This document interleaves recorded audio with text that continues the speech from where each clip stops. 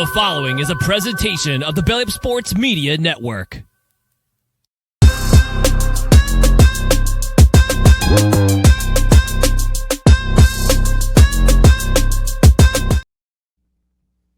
Welcome into an all-new edition of the Belly Up Fantasy Live football show on the Belly Up Sports Network.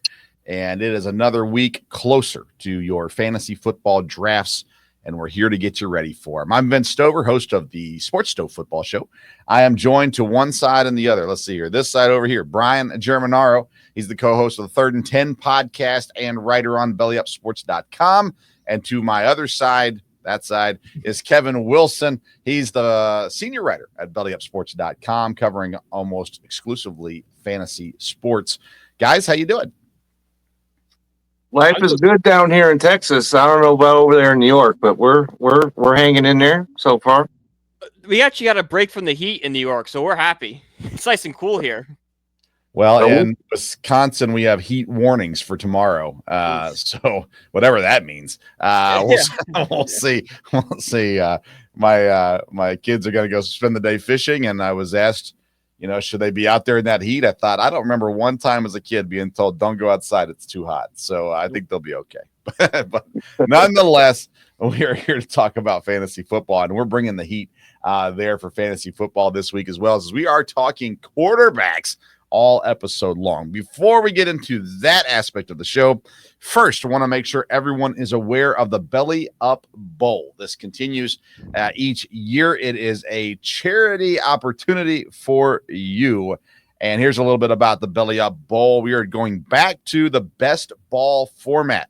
That'll make it easier on everyone. No trades, no player ads. You draft your team and you set your lineup, and there you go. Off you go. 1 point per reception. 0.2 points per rush. So you get points for carries as well. It's a $20 donation to join. 50% of it goes to our charity, the Lemonade Stand, Alex Lemonade Stand, and the other 50% will be paid out to our first and second place winners. So you can find the sign up for this on the Belly Up Sports social media pages. That's Facebook, it's Twitter. I don't know if they have the link on TikTok or Instagram, but I know you can find them on Facebook and Twitter. So make sure you check that out there. The Belly Up Bowl 2025. Hope that you'll join in and participate in that this year. All right, gentlemen, we've covered wide receivers, we covered running backs, and now it's time to get to quarterbacks. Let's kick things off with the lead block.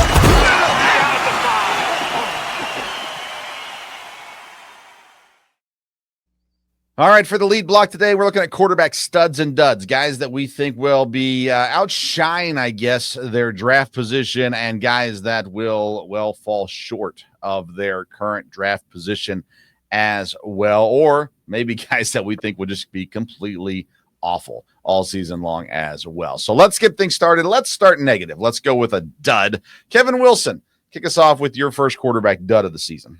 Okay, so I've been beating the drum on this guy on this very show for quite some time, and that's Justin Fields.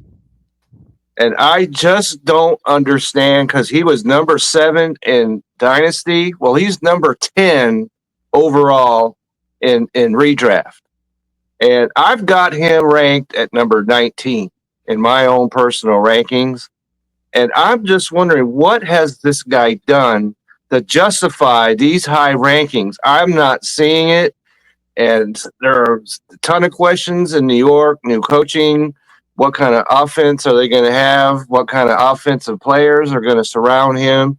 And so for me, there is zero chance that this guy would be number 10 anywhere in my draft board. So if somebody wants to go ahead and take this guy this high, you go ahead and do that.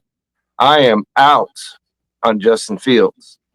Yeah, I'm with you, Kevin, as far as we've talked on this show. We talked about it in the Dynasty rankings. We talked about it a little bit earlier, too, and Brian brought up the point, in the NFL, like the fit, like the situation there for him in New York, fantasy-wise, he just doesn't seem to be something that's going to be taken off. Now, if he starts running like crazy, that would change, I suppose, but that's not really the anticipation either. So hence the reason. Yeah, 10, he's on 10 on Fantasy Pros as well. And yeah, you see that that's a hard place to put him because he's above guys like Caleb Williams, which you could argue maybe Dak Prescott, Justin Herbert, those kind of guys that are just, as long as they're healthy, they're going to probably outscore Justin Fields. At least that's my thoughts. Brian, we've talked about Fields, but any comments on that? No, I think Fields, the value Fields brings to fantasy is what it does for guys like Garrett Wilson and Mason Taylor, having a stability of the quarterback situation, and for Wilson, and then for Taylor, Fields loves to throw the tight ends. That's the big value he brings. But his personal fantasy, no shot. Okay. All right, Brian, give us a dud. Who you got going as your first dud? So my first dub is CJ Stroud, solely because we don't know what CJ Stroud we're going to get, all right? We get the rookie of the year CJ Stroud that we saw, or the one we saw last year that kind of struggled. The only receiver he has any connection with is Nico Collins in that locker room. Don't really know what Tank Dell's going to be going into this year. And there's also a possibility he's going to be drafted higher because his name is more recognition in your draft. So I could see a world where he's drafted, as like the 7th or 8th quarterback off the board, where he's just not that value because there's just so many question marks surrounding him. That's an interesting one. The one thing I like about him is he gets to play Tennessee twice. Mm-hmm. He gets to play Indianapolis twice. Jacksonville's got an okay defense, but those kind of things I like about him. I'm actually banking on a comeback year, a bounce back year for CJ Stroud, but I think it's you make great points, no doubt about it. On Fantasy Pros, he's ranked 19, so they're with you on that one to a degree also. Kevin, CJ Stroud, it's obviously a popular name, especially after the rookie year that he had, but maybe we're trying to forget what happened last year going into this year. Well, maybe the good news on CJ Stroud is because a lot of players have that sophomore slump, and he's beyond that now. But I've seen where he's ranked, and there are certainly a lot of questions surrounding him. Enough questions for me where I would not be anywhere near ready to draft him. And, sometimes I like to wait on a quarterback, but CJ Stroud is not that guy that I'd be waiting on in my draft. And so, okay, I think he's going to do better than last year, but is he going to be as good as he was a rookie? That's a real open question to me. Okay, I'm going to bank on the side of CJ Stroud this year, personally, at the very least. All right, let's snake draft this. So, Brian, we're going to come back to you now for your second dud. So my second dud is a guy that I think is going to get a lot of hype because of what the team did in the offseason, and that's Matt Stafford. We kind of have this, the Rams are trying to squeeze whatever they have left from Stafford. The NFC West kind of feels wide open. It feels like there's no one there's no favorite in that division. You can see a world where if anyone wins, you're not really surprised. But, they brought in Devontae Adams this offseason, and, they already have Puka Nacua. I can see where people see that receiving core and see Stafford's track record and be like, okay, he's got one more good year with him. He might be a steal as a backup or streamline. But we also remember that last year, he didn't put up great numbers. His completions were high, but his passing yards dropped, meaning he was throwing a lot more short passes. I just think he's been more of a game manager, short pass guy, which will not lead to fantasy success rather than this guy that pushes the ball downfield like he used to. I like that one. That's a good pick. Kevin, Matt Stafford, thrown as a dud here from Brian. Good news for Matt Stafford. He gets to play the Seahawks twice. So, Kevin, your thoughts on Stafford? Well, I'm predicting right here that the Seahawks are going to have, if it's not a top 10 defense, it's going to be right there. So it's going to be no joy for him to be playing that Seahawk defense. But, Matt Stafford's getting up there in age now. Yeah. And so you have to be really concerned about that. And I like the players surrounding him. At some point, he's going to step into a pothole. And I wouldn't want to be the guy. Maybe if he's my number 2, I'd feel better. But as my number 1, he can't be my number 1 quarterback. Yeah, 100% agree. All right, Kevin, your second dud. So my second dud is a guy that I was talking positively about earlier on this show, and I've come around a little bit. We talked about last week in our wide receivers, and Brian, you had my stud as a dud, and I'm coming around to that way of thinking, to Justin Herbert's And I think there's a lot of guys that are out there that were kind of like me at the beginning are thinking, oh, Justin Herbert, this guy can throw the football and everything else. But they had the second lowest pace offense a year ago. They're a run central team, and I don't see that changing. We're going to talk some about their wide receivers in a minute, but who is he going to throw to besides McConkey? And so I don't think that offense is set up for him to – he could certainly air it out. But I think that offense is going to hold him back, and people are going to be rushing to get him because, oh, it's Justin Herbert. And they're going to be disappointed this year. Yeah, that Mike Williams retirement, that didn't help, needless to say either. So I'm intrigued to see. I think you might watch a guy that gets cut, or you look at a Terry McLaurin or somebody like that that's causing some stink, that maybe that gets added, and that would make me feel even better about Herbert in that situation. I mean, Mike Williams wasn't going to set the world on fire, but he was going to help Justin Herbert, and yeah, that's scary. I have a dud every single year. At quarterback, it's Tua Tagovailoa. I don't trust him health wise. I don't trust him. I don't like the situation down there this year. Tyreek Hill, there's just a little too much going on down there for my liking. And so Tua is always my dud when it comes to fantasy quarterbacks. I think I've had him on one roster one time, and it ended up being I picked him up because I needed my quarterback was hurt or something like that, and whatever. But I don't trust Tua Tagovailoa. But I'll throw this name out there and get your guys' thoughts on it, and that is Bo Nix. We talk about the sophomore slump with C.J. Stroud, and maybe I should have waited till you guys have given your studs because I don't know who you have there. But I look at Bo Nix and I go, okay, second year, I don't think he's going to be bad. I'm not saying he's going to fall off a cliff or anything like that, but I don't anticipate the Broncos, number one, being as good as they were last year, and Bo Nix being as good as he was last year either. So I'll throw Bo Nix in there as a dud too. Any thoughts on Bo Nix as a dud? I like it. I like it just because we can see, especially with quarterbacks, the overinflating, like going higher than they should. And with the season that Bo Nix had last year, he's definitely a guy that maybe he's off the board 2 to 3 rounds higher than he really should be. I do like Bo Nix. I like his coach, and I still like their offense. And I think you're right, though. He's going to go way earlier than he probably should. And he was a huge value a year ago. Yeah. And you know what I'm saying? He's probably the biggest value out of any quarterback we could talk about because they took him number one. Nobody else was buying that. But he came in there and just lit the world on fire. But I think he's going to be good once again. And I don't anticipate that him sliding in the draft, but if it was to start happening, I could see him on my team and be pretty happy with it. But he's not going to slide. Yeah. And so chances of him being on my fantasy team, pretty slim. Okay. All right. Let's go to studs now. Brian, we'll let you kick us off for studs. I have Bryce Young as my big sub. Kind of a tale of two cities last year for Young. But after he returned from that game in Germany against the Giants, he was 142 for 231. That's a 61% pass completion rate, 11 touchdowns, only 3 interceptions. That averages out to about 226 yards a game, a touchdown per game, and no interceptions.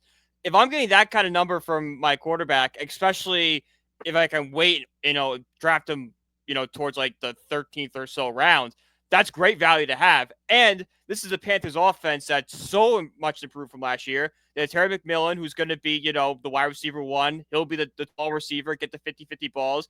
Xavier Legette's in his second year. And the Panthers will have more opportunity in the red zone. I really think it's going to be a breakout year for Bryce Young. All right, Bryce Young. Kevin, you can give any comments on Young, and then let's get your stud too. Well, I'm not ready to climb on board his train just yet. I like his talent, and the team is still kind of worrisome to me. And if you're in a 2-quarterback league, I think he could be gold for you. But he's not somebody I'd want as my number one, even if I waited and waited and waited and waited. But let me ask that real quick, Kevin. Sorry, before you give your stud, Brian, is that a strategy you might, and maybe not in every league, but in a league you might say, you know what, I think I'm going to hold on quarterback and go ahead and get the other things that I need, because there are guys like Bryce Young. There's other guys, rookies or second-year guys that are getting their first chance that are going to get opportunities this year. It's an intriguing. It's depending on your league, I guess, how you score quarterbacks. But I mean, to me, that's an intriguing thing that I think this year you have the depth maybe to do that. Let's hold on quarterbacks for a while.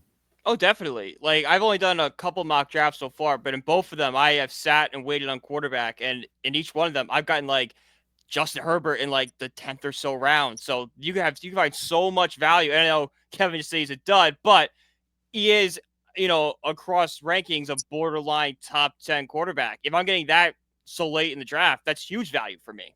Yeah, I agree. All right, Kevin, let's get a stud. Okay, so the stud, this is the same stud I've been banging on also this year.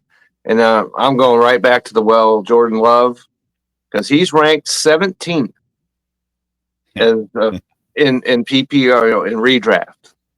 And he is capable of far more than that. As we saw a couple years ago, he threw for 4,000 yards and 30 touchdowns.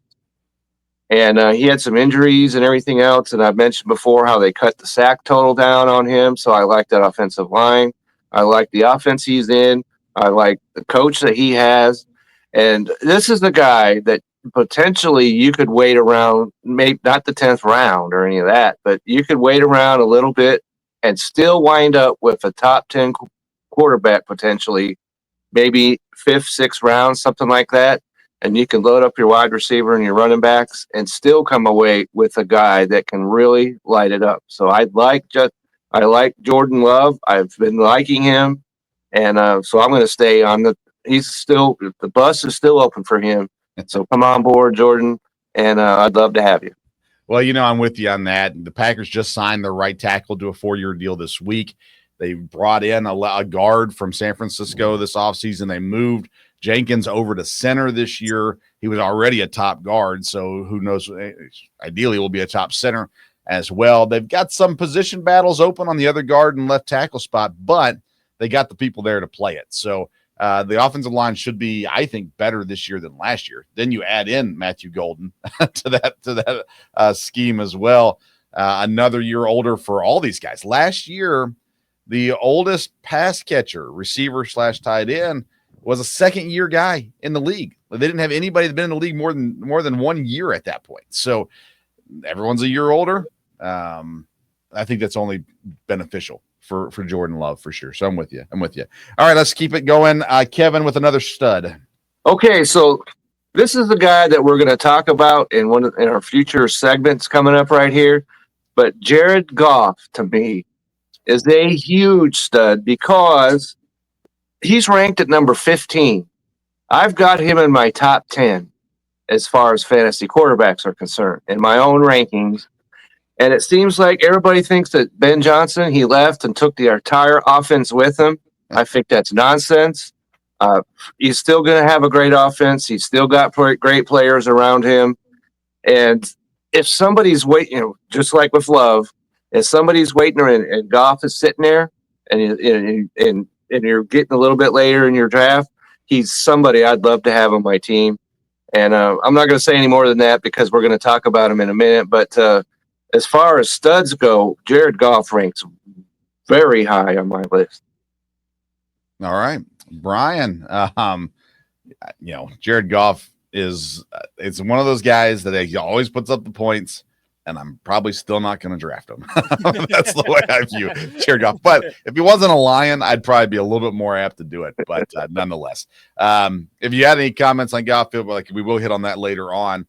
So maybe you want to go ahead and just jump into your next. Yeah, I'll save it. Although I am with Kev, I do really like Goff this upcoming year. And similar to what he did with Jordan Love, I'm going to say a guy for my final sub who I've been beating the drum for pretty hard, and it's Drake May.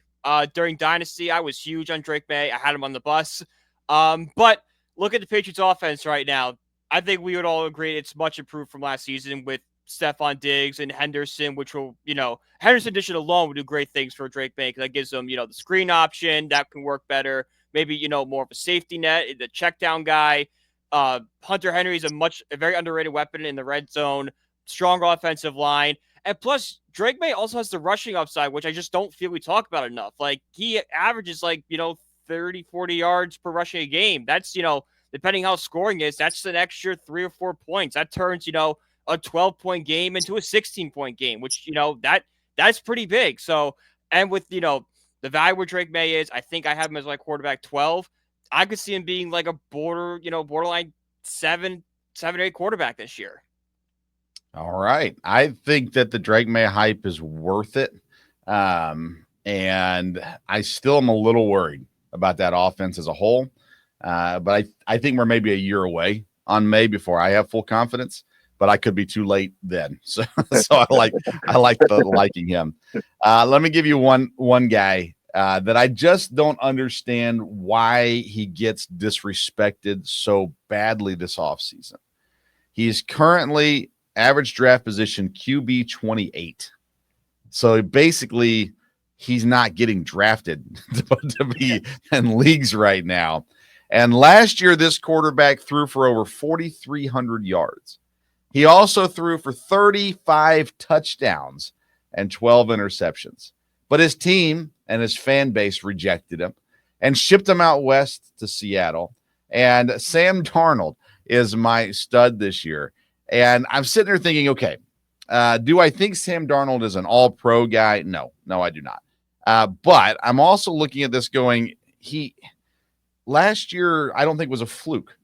Now, he doesn't have Justin Jefferson anymore, but he does have Jackson Smith and Jigba. And I don't think it's such a fall off. I mean, he is not Justin Jefferson, but I don't think it's a massive fall off the way some people may think it is.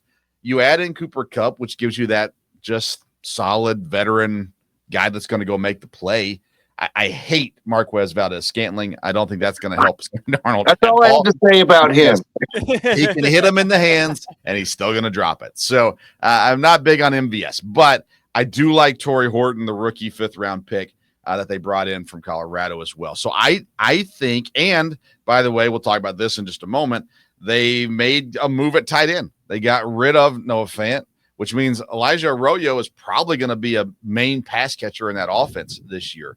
And so my thought is with Sam Darnold, how can a guy go 4,300 yards and 35 touchdowns, and we go, nah, he's QB 28? Like, no way. Like, he's going to at least get 3,800 yards. Maybe his TDs won't be 35, but I can't imagine they're going to be drastically lower. Like, let's say upper 20s, give me 28 touchdowns. And he's talking about values down there with Bryce Young. I mean, you're sitting there making the decision. Do I want Sam Darnold? Do I want Bryce Young? And we can argue that another day. But my thought is, and listen, Vikings fans do not like my opinion on this at all. But they screwed up. And Sam Darnold this year, he's going to have that chip on his shoulder. He proved what he can do. He got 14 wins to go along with it. And they said, we don't want you. So he's in Seattle now. And I think he's going to be a stud, especially considering his draft value is so stinking low right now. Kevin, you're a Seahawks fan, and I still feel like I'm beating the drum for Sam Darnold more than you. So give me your thoughts on Sam Darnold. Well, we're going to be talking about Sam Darnold in a minute, okay, and in our battle, so I don't want to get too deep into that. Yeah, good point. But I think Seattle did good, and because as I mentioned before, that when they traded Geno Smith, and I'm like, Seahawks, what are you doing?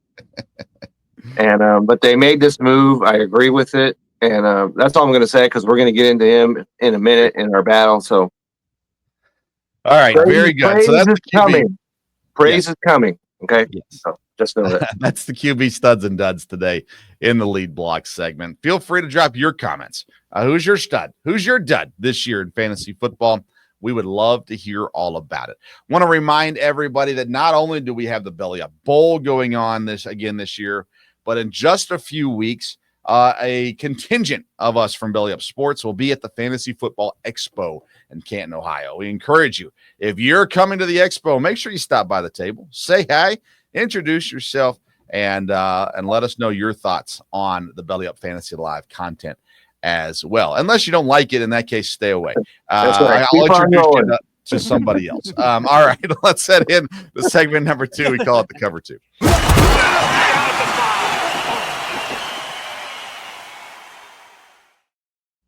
All right, in the Cover 2, we discussed the NFL news, and there was plenty of it over here the last week and a half or so. Let's start with the Noah Fant thing in Seattle. There was a lot of talk about what he traded. Would they hold him through the rest of this year and then let him go? I know, Kevin, you don't believe you liked his blocking compared to Elijah Arroyo's blocking and stuff like that as well. So we'll start with you on this one, Kevin. The Seahawks decide to make a change. I'm sure it's somewhat mutual, but your thoughts on the Noah Fant release? Well, at first I was, because their new offensive coordinator is a tight end guy, much like Arthur Smith. So I thought maybe they'll keep Noah Fant, but his compensation far outpaces production. And so I certainly understand why they said, hey, you go and hit the road. And he's going to be on another team. There's no question in my mind about that. But when it comes to the tight ends, as you mentioned, Arroyo, he's the catcher. He's not the blocker. Yeah. Don't expect that he's going to be doing much of that. But you've got A.J. Barner over there and Saubert. Saubert, yeah. Okay, hopefully I'm saying his name right. Both of those guys are solid blocking tight ends. And so I think they're going to play 2 wide receivers, 2 tight ends, and a single back there. And Arroyo's going to be away from wherever the rush is coming from. And so he's going to be available to catch passes. I think he's got a very high potential there. And when it comes to Barner, he caught 30 passes. So it's not like he's a guy that just, he blocks and that's all he does. He can catch the ball as well. So I thought Seahawks, okay. And it would be awesome if the Seahawks would learn how to use a tight end, first of all, because they've never been able to do so. And but there's a new regime, as we know, and Arroyo is a guy that I'm really high on. So I've been high on since they drafted him. I think this is the right way for them to go.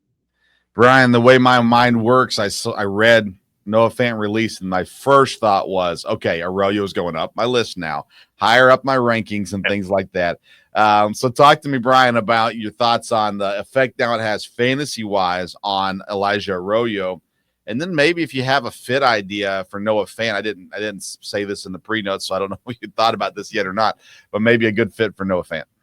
Well, this definitely, Arroyo's going to jump up list, especially in Dynasty and Redraft, because I think Dynasty, we all had him kind of towards like the middle 20s. Now he's definitely more, I would say, in the low teens, maybe like around 15 to 18 kind of where I put him.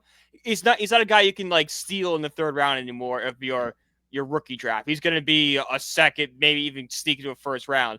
And now for redraft leagues, now you have a potential streamline option because we didn't know how much he's going to see the field. Now it's like, okay, this is his rookie, and which should be a good offense with Puka and Cooper Kupp out there, and Sam Darnold, who's been decent last season.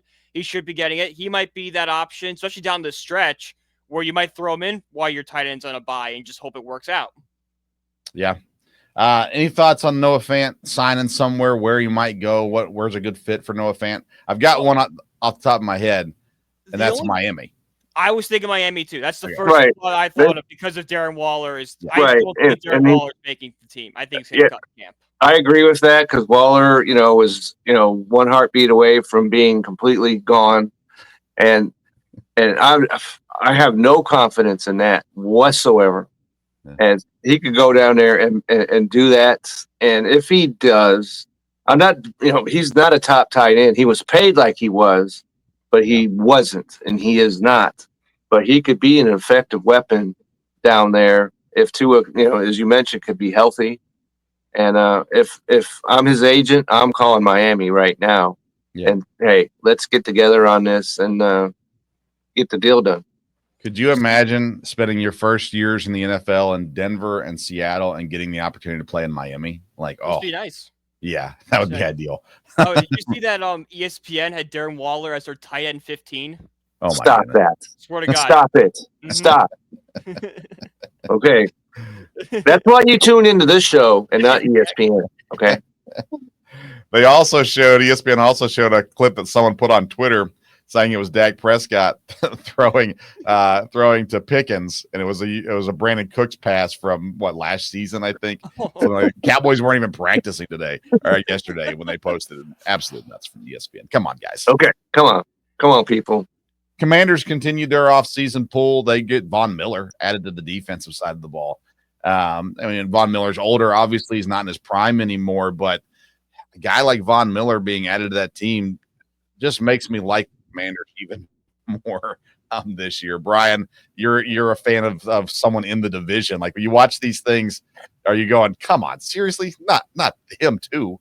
Yes, a little bit. It definitely does hurt. Solely for the fact that he's a veteran leader that can, mold some of the young guys to the roster. Like, if I'm a linebacker for Washington, I'm going to be following Von Miller around like a puppy all training camp, trying to get as much information I can. His knowledge alone is going to upgrade that defense. And then whatever he gives you from there is gravy. Yeah. I still cannot believe how influential Jay Daniels is in the NFL right now. Guys want to be in Washington, and you cannot, for the last 3 decades, 2 decades at least, you couldn't say that. And now there are guys that really, really, really want to be in Washington, with the exception of Terry McLaurin. But that's a whole nother story. I think he wants to be there too. He just wants to get paid as a result of it. This Shamar Stewart thing, it's got to be almost done, hopefully. We got second rounders finally signing contracts. I'm intrigued to see how this one shakes down because, again, the other second rounders may not have signed, but they also weren't trashing the owners in the press. My son's like, Dad, I hear he's going to go back to college. No, he's not going to go back to college. Not going to happen. But I just can't see the Browns giving in, the Browns being the owners, giving in to his demands and in Cincinnati. And I don't know. This is going to be a really awkward, whenever it does get signed, it's going to be really, really awkward. Kevin, again, we sit here and look at Shamar Stewart and say, just sign the daggone contract, man. Yeah, we talked about this on the show last week too. And I predicted that both him and Trey Hendrickson would be in camp, but now he's out of the state as well. Yeah. And so this whole scenario with the Bengals is looking more and more dark by the second. And we're still in July. And so Stewart can still sign his deal, but there's a deadline here, and they're both aware of this. I knew what it was. A couple sessions ago, I knew it's August somewhere that if he doesn't, he can sign a deal after that, but he can't be traded at all if he doesn't have a deal signed by that deadline. So that's out there. And him going, we talked about this, going back to Texas A&M. I don't see that as an option. It's not. It's not. And the NIL money, makes that a little more attractive than it would have been years ago. But still, he's not going to be a first round draft pick if he doesn't sign this deal. It's not going to happen. It's not going to happen. And we've talked about that, whether he should have been one this year, but he was.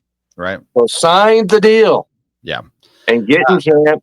And if I'm the Seahawks and I'm calling Cincinnati up and say, hey, you can't sign Mr. Hendrickson, let's talk and see what they want. If they want a first and a third pick, I'm trading that today to get him on my team. Yeah. One guy that did sign his deal was Sauce Gardner, got paid. That's right. In New York for the Jets. And, of course, he gets a big deal. We've got a few retirements this week as well announced. Tyrann Mathieu announced today he's retiring, not, again, older at this point in his career and things like that. But I want to go back to Terry McLaurin because he's the one guy that's kind of out there going, it seems like he wants to stay. It makes sense for him to want to stay, but he's trying to walk that line of how can I put pressure on the team and not screw myself over at the same time?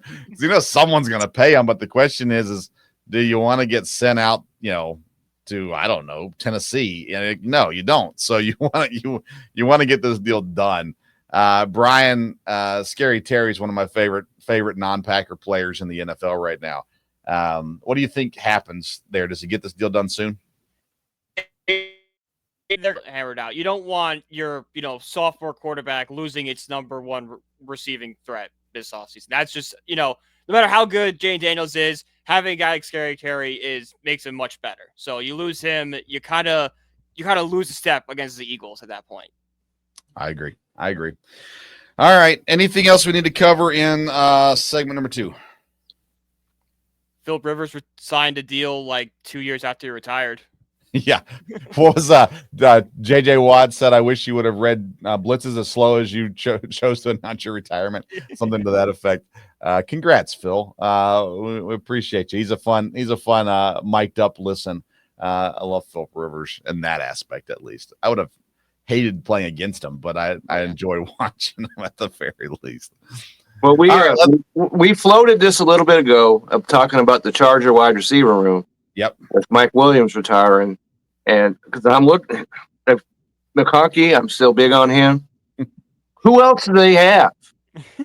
A couple of rookies, Disley at tight end. He could be as effective tight end. But you got Quentin Johnson, who's on year 4 now. Last year, much better than his rookie season. But still not where he needs to be. 55 catches is not a number 2 wide receiver, though. Yeah. Trey Harris, 2nd round pick out of Ole Miss. Okay. Which a lot of people thought he was going to be a 3rd rounder. So take that or leave it, however you want to. Jalen Reagor, didn't know he was over there. Jalen Reagor. Yeah. We could stop the train on that right now. Keandre Lambert-Smith, rookie 5th round draft pick. Yep. Interesting name. That's about it for him. That's it. He's got an interesting name. That's all. Didn't study him for the draft this year. So, okay. Yeah. Right, lots of question marks for sure when you talk about weapons, what could be out there, who's available, all those kinds of things going into that. All right. Let's head into segment number 3. We call it the read option.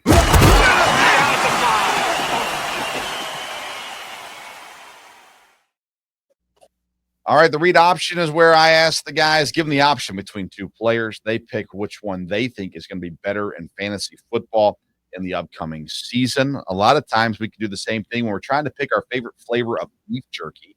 Check out righteousfelon.com. Favorite flavor. You can debate me all you want, but bootleg and barbecue is the best flavor they got. So I'll put it up against any other flavor, but they've got a bunch of really good ones. Check them out at righteousfelon.com. Use the promo code BELLYUP. You're going to get 15% off your purchase. Again, that's righteousfelon.com. Promo code BELLYUP for 15% off your purchase.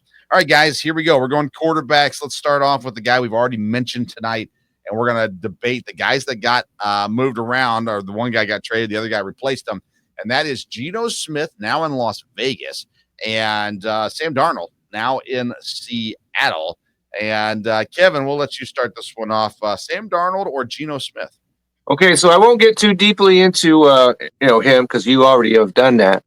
But when it comes to this, I like Geno Smith. I like him a lot, except the fact that he throws too many interceptions at inopportune times.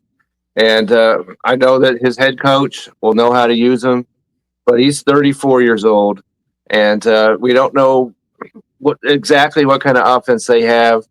And we've already talked about the Seattle offensive weapons that they have. And he's 28 years old, so he's younger.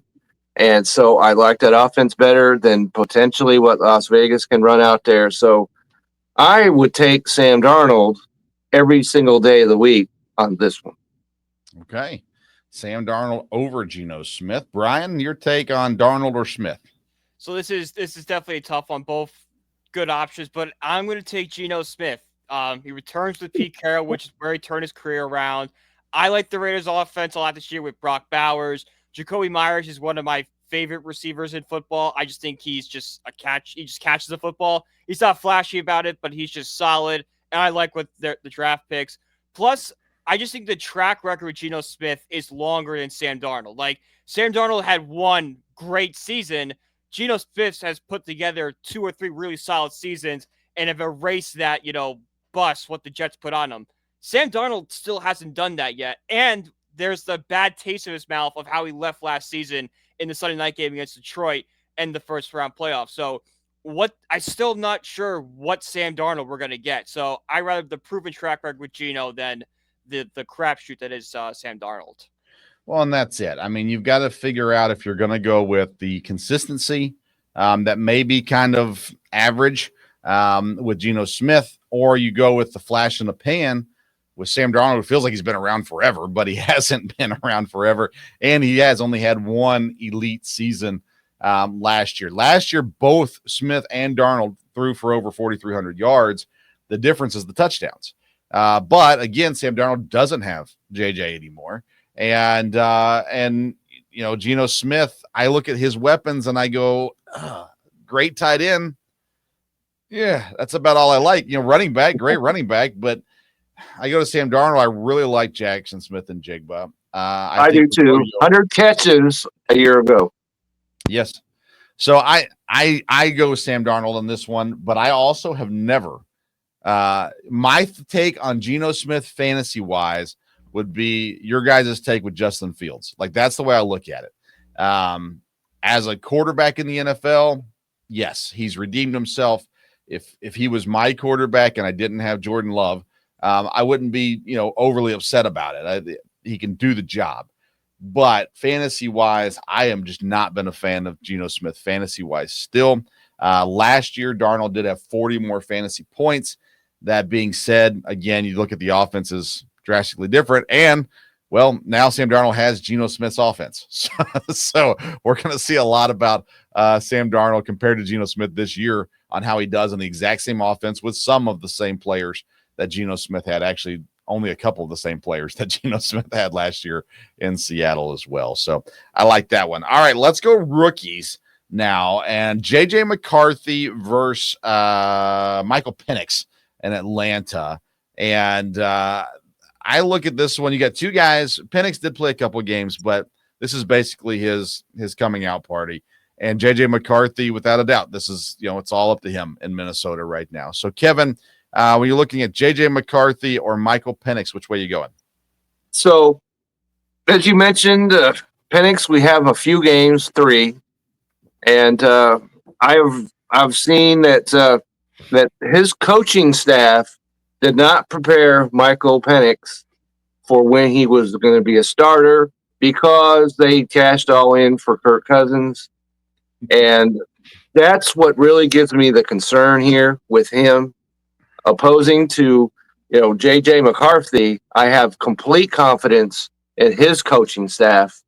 And we could have mentioned Jordan Addison and the problems he's going to have, but he's going to be out. He missed 3 games or so, but the rest of the time he's going to be on the field. I like their offense. I like his pass catchers. So if I had to pick between one of these, I'm going with the coaching staff that I trust the most here, and I'm going with J.J. McCarthy, simply based on that more than anything else we could discuss. Okay. Brian, J.J. McCarthy or Michael Penix Jr.? I 100% agree with Kevin with J.J. McCarthy over Penix for the coaching staff. And all of Penix's value comes from his arm. Like, he's not going to be that mobile quarterback. J.J. McCarthy, yes, he's coming off the ACL injury, but he's a lot younger. He hasn't had the injuries that Penix has had, and he still is going to be able to move, maybe not like he did in college, but we'll have some rushing upside, whereas Penix will have to sit in the pocket and get all the value from your arm. So giving McCarthy some more versatile quarterback. Man, I hate to tell you guys you're wrong, but listen, I'm going to die on this hill. I had this conversation online with somebody too, because on my show with my dad, when we did our NFC North preview, I once again poo-pooed all over J.J. McCarthy. Like, I just don't believe the guy. I don't believe he's an NFL quarterback. I don't believe, and you'd like to think, man, anybody can throw to Justin Jefferson, but and to some degrry, he will. Could throw to Justin Jefferson. I could throw to him, but I don't know that I can do it with someone rushing me. So my thought is just very simply, yes, J.J. McCarthy has the better offensive mind as a coach. He has the better weapons because Justin Jefferson is there, and I really like T.J. Hawkinson also. I just go to Atlanta, and I just trust Michael Penix more. And Drake London's there as well. I like that, and Bijan Robinson is there too. So I'm going to go Michael Penix. It doesn't matter. I lose out on this one, but I just want to make sure I'm on the record everywhere I get on the air and say I don't believe in J.J. McCarthy. If I'm wrong, I will do an apology tour. Okay, but you will be wrong with this. Okay, just so you know now. Should we clip it just in case? That's right. Clip this right here, however far we're into the show, so we can refer to it later. Got it. It will not be hard to find me. That's right. 44 minutes into the show. That's right.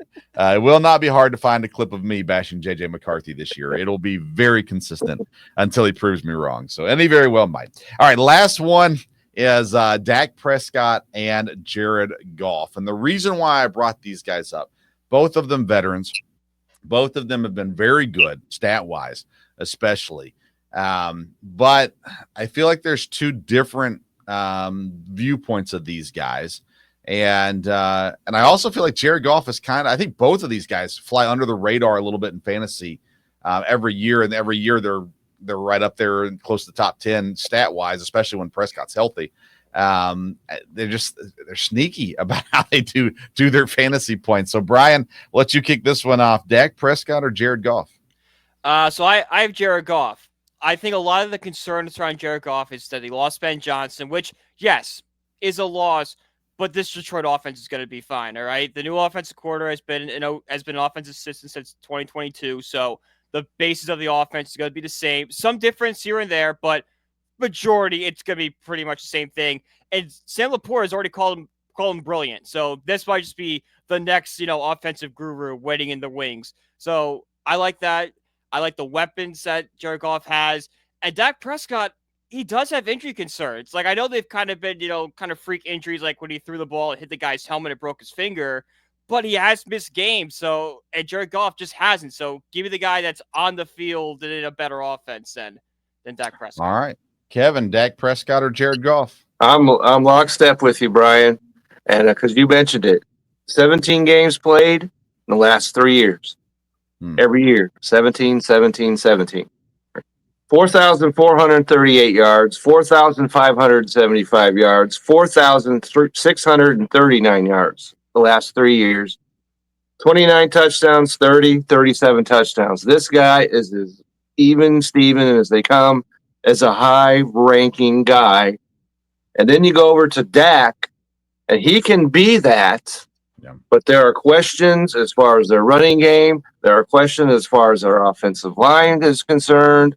And, I'm in the Dallas area, so I hear Jerry Jones and the poo-poo that he be talking about. And I'm not buying it. It could happen. But that's a whole lot of ifs right there for all this to come to pass. Whereas over here with Jared Goff, the only if that there is there with him is Ben Johnson. But like I said, there are other coaches that can coach. Also, he doesn't have the moratorium when it comes to offense. So I am absolutely in on Jared Goff as far as this year is concerned.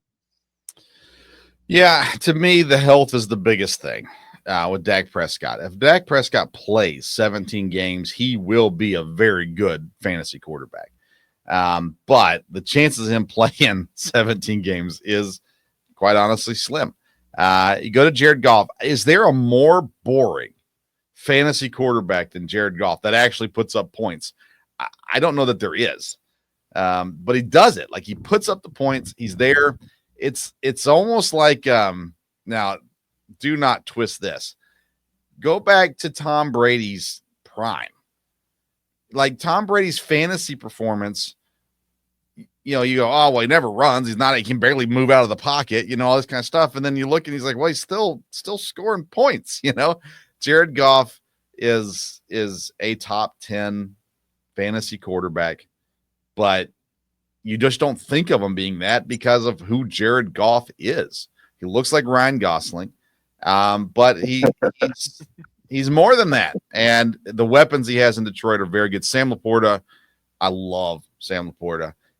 So yeah, I agree with you guys on that one, with Jared Goff being the winner of that contest there as well. All right. Very good. Very, very good. All right, let's move on. We're going to go into our final segment. We're going to talk rankings in the red zone.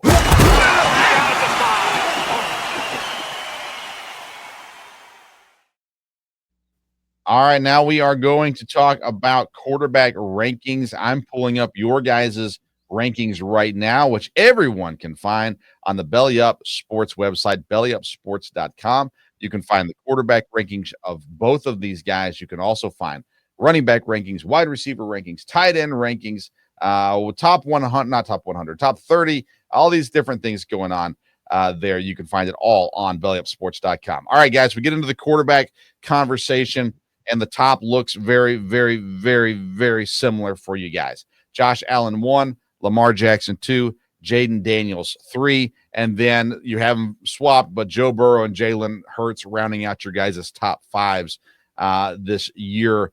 And I don't think that there can be any argument over these top 5. Like, to me, this is the most clear-cut top 5 in fantasy rankings right now, because all 5 of these guys, save injury, all 5 of these guys are going to be elite fantasy quarterbacks this year, right, Brian?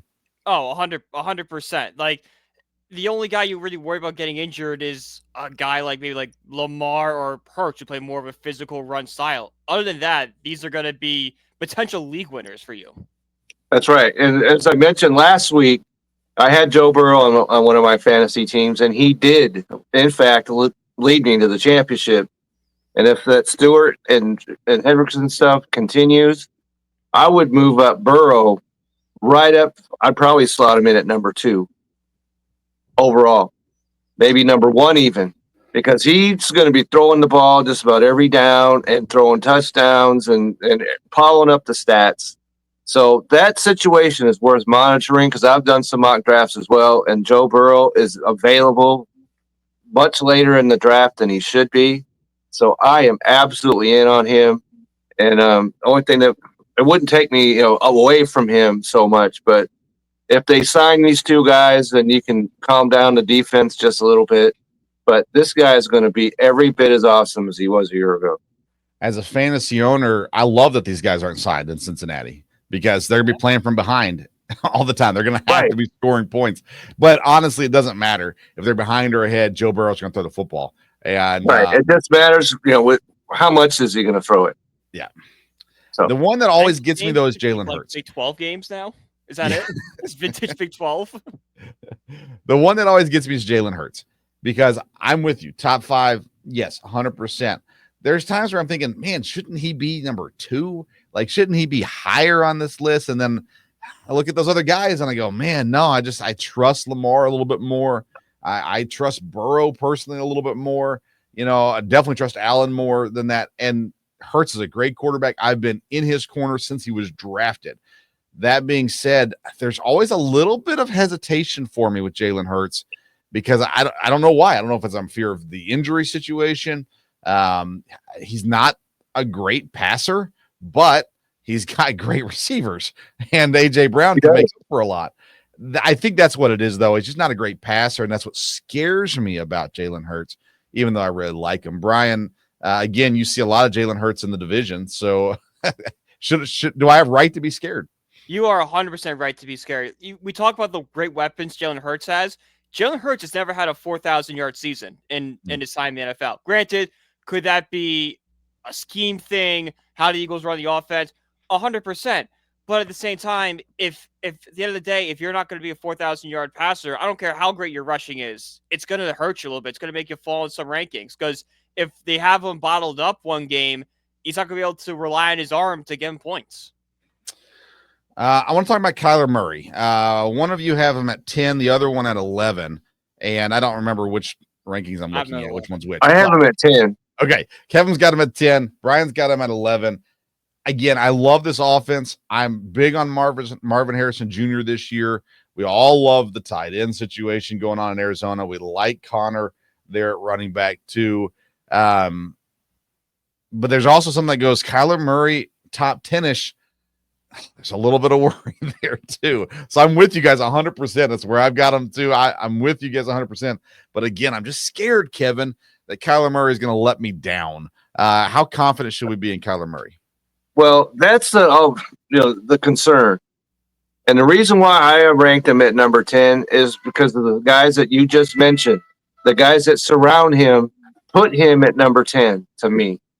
And if he can play adequately, then he's going to take advantage of those weapons, and those weapons are going to elevate him up.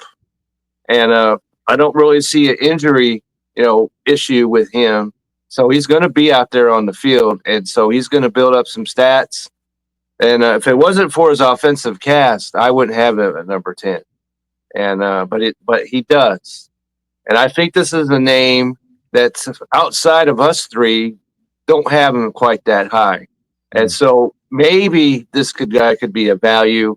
There's a friend that I have who bashes this dude just about every time I talk with him. And so, and I'm in the league with him, so I know he's not taking this guy. Yeah. So he might be a guy that, we talk about value.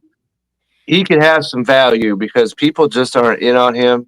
And but like I said, the offense to me demands he be in this position. Yeah. I want to talk about Brock Purdy because he's another guy I look at and I go, whew. Kevin's got him at 14 and Brian's got him at 13, which again, I think makes sense. I'm not arguing where you guys have him at, but again, I look at Brock Purdy and I go, okay, he lost weapons. He's got Brandon Ayuk, but he's not happy. You got Jawan Jennings, who I like, but I don't love. He's not happy either. Who is, all right, fine. But we talk about Justin Herbert and the lack of weapons he has. I go to Brock Purdy and I go, the talent, it's not that he's not talented, but the fantasy talent isn't really there. The weapons worry me a bit as well. And to have him sitting there at 13 and 14, he's probably a guy I pass on. Honestly, I don't know that I even have him on my draft board, but I would still rank him up there because that's where he belongs point-wise. But I don't know, Kevin, Brock Purdy, fantasy-wise, I mean, again, confidence level for him. I think because the opposite of what we just talked about with Murray, I have him ranked here because I like the talent that he does have. And for a guy who was passed on by 1,000 different people, he has put together himself well, and it was a challenging season a year ago, but I still like what he produced. And despite his weapons, I think that he could put together a pretty good fantasy season. And I tried to blind myself because Brock Purdy, I want absolutely nothing to do with him or any other 49er. I'd rather just spit in their direction. But his talents needs to override my feelings on this. Yeah. And if I had him on my fantasy team, I'd be pretty happy with it, despite the weapons that he doesn't have. But I think it's going to be okay. And that, of course, means CMC has a great season. Right. If he doesn't, then Brock Purdy's going to be in trouble, I think. Brian, your thoughts on Purdy? Purdy's a tough one. I'm with you, Vince. I think he's a guy I pass on, even though I have him at 13 or 14, whatever I put him at. I think, 13. Just because that offense scares me. Like, this is probably the worst supporting cast Purdy's had in his entire career. And who knows, as Purdy's success been, just because he's been in a very talented offense with a really good system in Kyle Shanahan, and this is the year it all falls apart? Or could he take like that Josh Allen step and show us that, hey, I actually am a good quarterback? It's not a situation I want to find out when he's my starting quarterback. I'd much rather watch from afar than have him dictate my fantasy success. One quarterback we really haven't talked about really at all so far in this season of the Belly Up Fantasy Life Football Show is Cam Ward, the number 1 overall draft pick. He's in Tennessee. I hate his spot. I'm not even sure if his coach is going to be around next season. All that kind of stuff plays into it for sure. But he is the number 1 overall draft pick. He is going to play. Kevin's got him at 27. Brian's got him at 25. And I feel like the reason why we make sure Cam Ward is on our rankings is because he's the number 1 overall draft pick. And we don't want to say, we left him off our rankings. He's going to start. He's going to play. He's got some athletic ability. He's not known as a runner. And he's got, Calvin Ridley's a good receiver. So he's got some weapons there. But Cam Ward to me is no more than a QB2, like a backup QB on my fantasy team going into this year. So this is the question I'm asking. We all agree on that, but what's the chances we're wrong?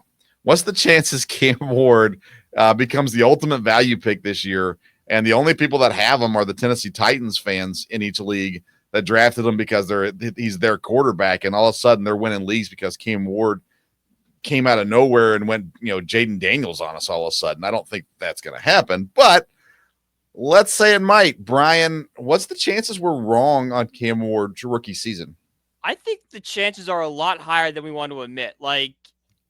This is a guy at Miami who liked to push the ball downfield, was aggressive in his throwing. He's a guy that could make big plays happen. And I know the Titans will have the greatest talent around him, but when you have Calvin Ridley, he might connect with him with a 50-yard game every couple of games, which, boosts his confidence. All of a sudden you look at the stat sheet and he's putting up, 13, 15 points a game. So you're like, oh, wait, this is great value right here. So I think he's got a real good chance to kind of surprise us all just off his big game ability alone. Sure. Kevin? Well, I couldn't really care less that he was the number 1 draft pick overall, but you mentioned it, Vince. He's going to play. So therefore, and he's going to be, a starting quarterback. And so he needs to be in the rankings simply for that alone.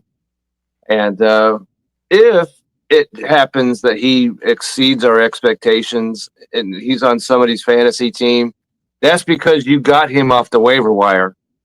Because he's not going to, unless you're, a Tennessee Titans fan and colorblind completely, which, if you're doing that, you're not winning your fantasy league to begin with. But anybody else, he's not going to be on anybody's fantasy team. And if he comes out gangbusters and you put him on your team, that's how that's going to be a success for you.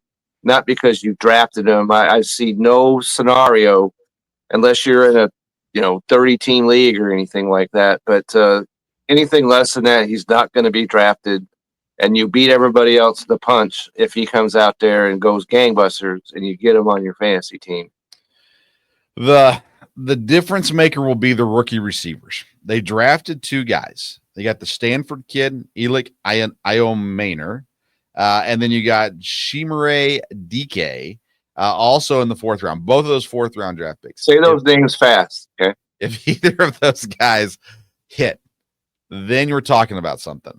And don't forget, they also signed as an undrafted rookie, Xavier Restrepo, who Cam Ward does know and has some connection with as well. So plus they signed Tyler Lockett, who I really respect and like from Seattle as well. How could you not like Tyler Lockett? Despite whatever team you cheer for, how can you not like Tyler Lockett?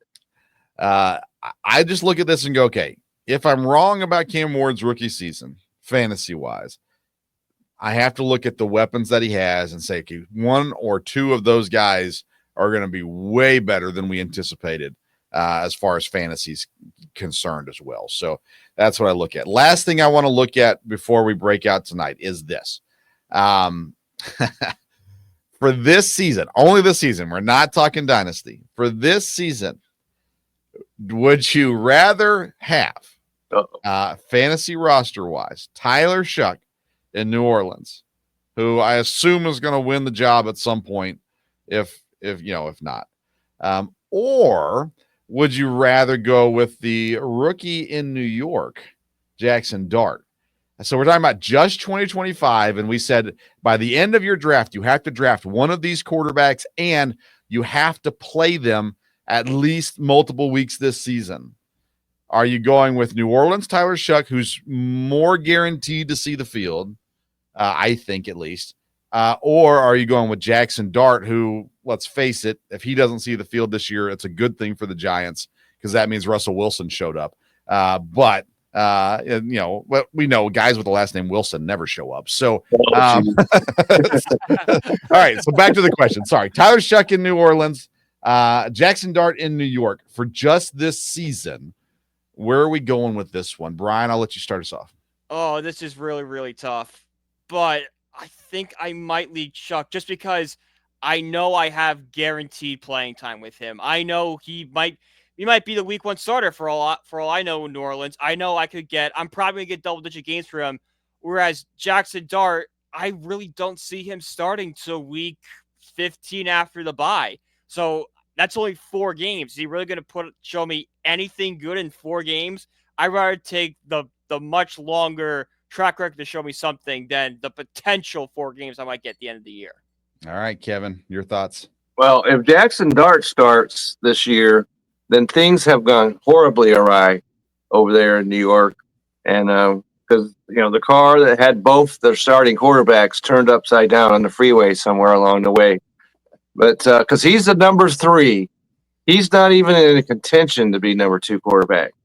And whoever starts for New Orleans, he's at least number 2 at the very worst. And I think he's going to be number 1. And as long as he doesn't get bent in half, he's going to be a starter for the season, however it works out down there. So based on that alone, you got to go with Show here. All right. See, I just don't believe in Russell Wilson. I think week 5, week 6, they say in order to save his job, Dayball is going to have to play the guy.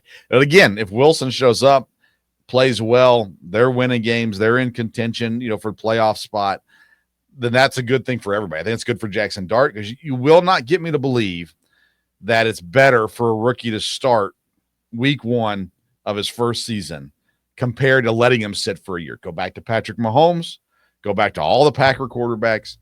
It's a good thing. They learn the offense.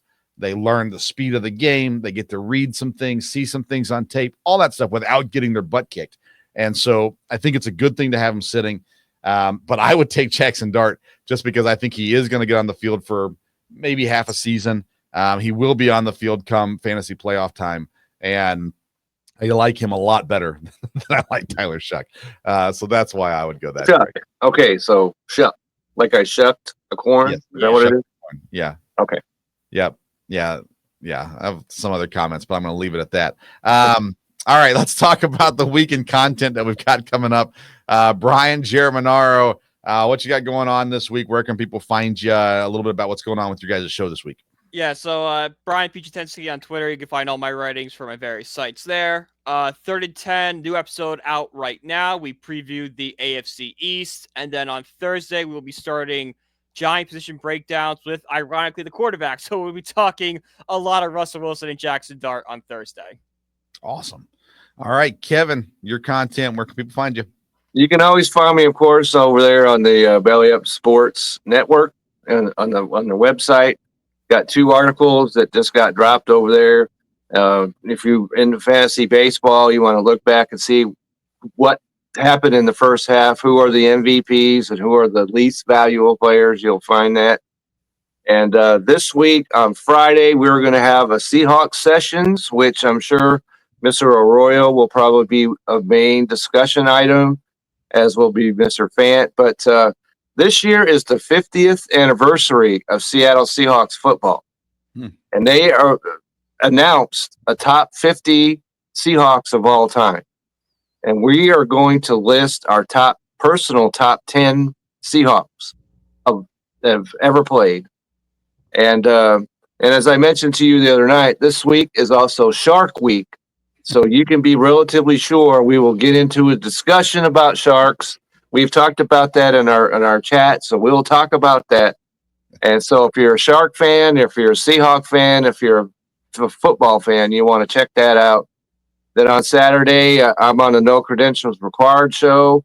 Every Saturday for the baseball season, I'm on that show and talk about baseball and whatever else might come up. Hot food takes, who knows what else. But you'll find me there Saturday mornings. And you can always get me on Twitter at Kevin62, WILSEA. So check me out. All right. And then for me this week, Thursday, Sports Stove Football Show, we are previewing the NFC South this week. Did the AFC South last week. We've done the AFC West, the NFC East, and the NFC North also. So you can check all those out, but that'll be live Thursday. And my dad, who co-hosts with me, he's going to be live in studio with me this week because on Friday, we're taking the journey up north to Green Bay for the owners meeting up there for the Packers owners meeting. So we're looking forward to that. It's going to be a great time. We'll have some content around that as well. Sunday, we've got the Fantasy Live baseball show. You can catch that, of course, next Tuesday. We'll be back here. And then a reminder, in a couple of weeks, we'll be at the Fantasy Football Expo up in Canton. I hope that you'll stop in and say hey to us if you're there as well. Don't forget about the Belly Up Bowl. That's on the Belly Up Sports socials. Check that out. Sign up. Great cause and a great fun as well. And then our sponsor, Righteous Felon Jerky, we mentioned earlier in the program. Check them out at righteousfelon.com. Promo code is BELLYUP. You're going to get 15% off your purchase. He's Brian Germinaro. He's Kevin Wilson. That's that. Yeah, that way. I've been Stover. You can find me on the social media at Sports Stove, by the way, as well. We sure appreciate you tuning in. Make sure you check out BellyUpSports.com for all your fantasy content. Until next week, we'll see you then. Enjoy your week prepping for your fantasy football drafts.